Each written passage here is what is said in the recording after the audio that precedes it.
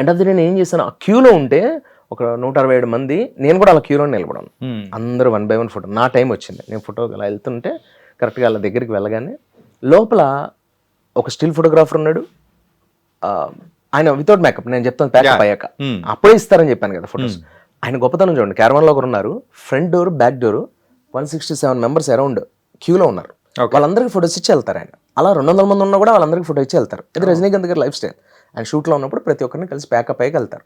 ఒకవేళ ఆయనకి ఏదైనా కొంచెం హెల్త్ రీత్యానో ఏదైనా కొంచెం ఆయన డల్గా ఉన్నారంటే మోడ్లారో షూట్ వల్ల నెక్స్ట్ డే పెడతారు. ఓకే, దాన్ని ఇలా ప్యాకప్ అయ్యాక టోటల్ షెడ్యూల్ అయ్యాక ఇంకా బయట గ్రౌండ్ అవుట్ పెట్టేసి 1 by 1 ఫట దానికోసం 2-3 గంటలు కేటాయిస్తారు. That is nature. తమిళ్ అందరికీ ఉంది అది, విజయ్ సేతుపతి గారు, అజిత్ గారు అందరికీ ఉంది అది.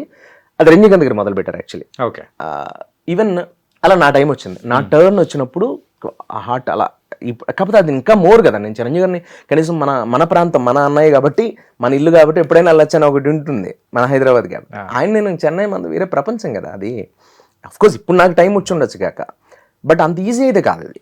నాకు నేను ఇంట్రెస్ట్ చూపించాను, ఎందుకంటే నాకు ఒక ఇది ఉంటుంది కదా, డిస్టర్బ్ చేయకూడదని.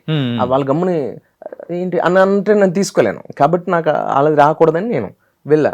పైకి వెళ్తే ఆయన మామూలుగా అంతే కదా, సోకాళ్ళు ఎవరు వచ్చారు 167